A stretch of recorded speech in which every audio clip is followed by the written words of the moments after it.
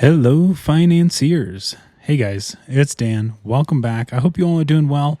I do apologize for the delay in videos recently. I've just been super busy and haven't really been able to spend the time that I want to make content. I do think I'm just going to start trying to sit down, yap, and putting it over the gameplay and being able to upload it rather than just sitting on it and waiting on it and trying to be a perfectionist. But yeah, we're back with another video, and I realized while I was editing the last one that I don't believe I ever mentioned how I actually got into debt.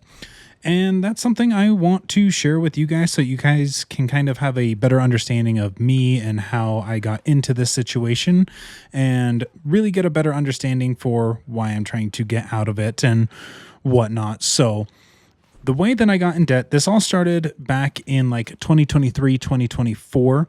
I was working at a shop for the school that I went to, and I had been in a full-time position as a assistant shop manager, and I had anticipated actually staying in this role for quite a while.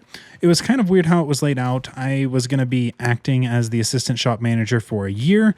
I would take 2 months off while the guy that I was filling in for came back and got everything situated with him going full-time in the military or looking for a different job. We knew he wasn't going to stay, so he was just going to kind of come back, clean up everything that he had left behind, and then I was going to jump back into it.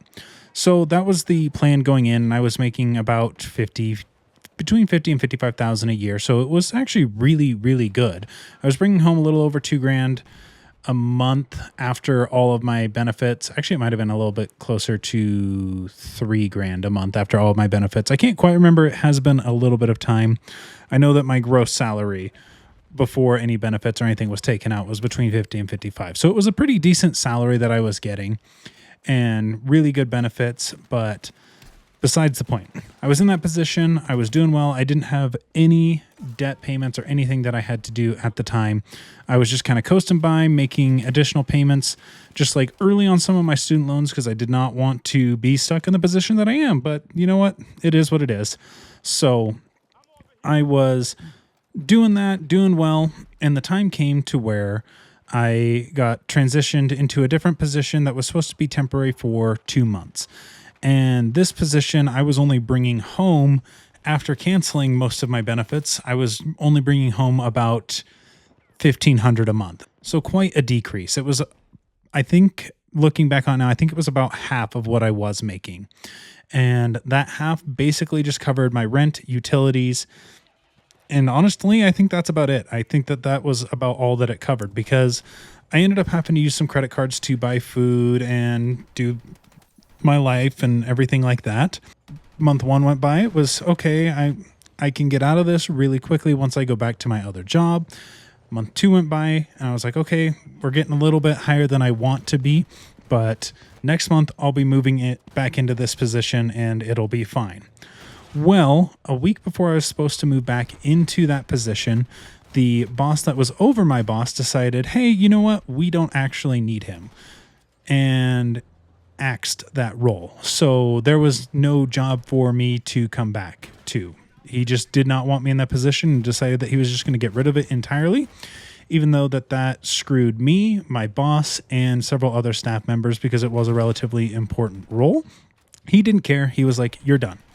And so that really stung because everyone, including me and my boss and where we were, was like, yeah, you're going to be back in this position. Everything's going to be fine. It'll all be hunky-dory, nothing to worry about. And that's kind of what I had planned for, because that was what was told to me. And right at the last minute, the big boss decided, you know what? No, we actually don't want that. So instead of spending 2 months where I could have been looking for another job, or even prior looking for another job and trying to get kind of situated somewhere, I just kind of held on to the hope and was anticipating moving back into that role and doubling my income back how it was, and that just didn't happen. So I ended up looking for another job and still taking on a little bit more credit card debt because, like I said, my paycheck was literally just enough to cover my basic necessities, and barely even that. It was enough to cover my rent and utilities. It wasn't enough to really even cover my food, my fun, my fuel, anything. It was not enough. So I was just slowly digging myself in this hole that I could not get out of. I picked up a side part-time job doing bookkeeping, which I actually still have, but it still wasn't enough. That was basically what was covering my payments on my loans. And so I started applying and I ended up getting a job at a credit union in a call center. And that was nowhere near what I was making in the assistant manager position, but it was quite a bit more than what I was making in my fill-in role that was only supposed to be 2 months. I was making about $2,200 a month, I believe, in that position. I think it may have actually been about $1,900 because I did get a promotion, but we'll get into that. So it was a little bit better. I was able to kind of start getting towards baseline. I was having a little bit extra every month after paying all of my bills, my food, and my loan payments for my credit cards. And then my student loans hit, and that's what really screwed me. My student loans hit, and just the interest payment alone was over $850. I believe it was like $876. And so I was back in a predicament. And so I ended up getting a promotion to basically a middle manager in the call center. And that got me to where I was able to pay my student loans, pay my minimum payments on my credit cards, and pay for my rent, utilities, and just groceries. And that was it. Anything else that I wanted to do went on a credit card. I needed to buy gas, went on a credit card. I needed to indulge in my mouth or lung cancer, had to go on a credit card. And it just really, really sucked. I still had the side job, and that's what allowed me to just kind of stay basically level. I wasn't making any progress really. If I was, it was just ever so slowly stepping down. But yeah, that's kind of where I was, and I was stuck there for about a year. And then in February of 2025, I moved into the accounting department, and this helped a little bit. It helped me kind of get a little bit more. I was able to slowly make a couple dollar extra payments. Nothing really advantageous on that, but I was able to make a little bit extra payment. And I was just kind of stuck in the mentality of like, I'm never going to get out. I'm just going to die with this. I'm stuck. I'm screwed. I'm SOL. And I probably could have been doing a lot better had I have changed my mentality to where I'm at this year, but hindsight's 2020. I was just stuck in that depressive cave of debt and just didn't see the light out. So I didn't even bother trying to find it. And then finally, come this year, that all changed. I decided, you know what? I'm done. I'm done staying in this cave of doom and despair. I'm going to try and get out.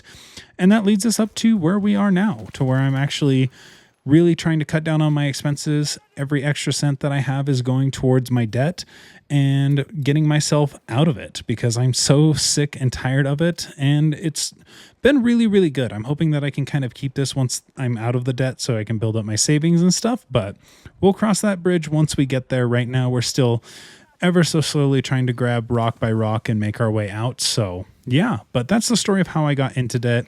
Started because I was supposed to be in a good position where I was making really good money, and also tagging on that, I am just now this year making as much as I was in that assistant manager position. So you can kind of see where we're at.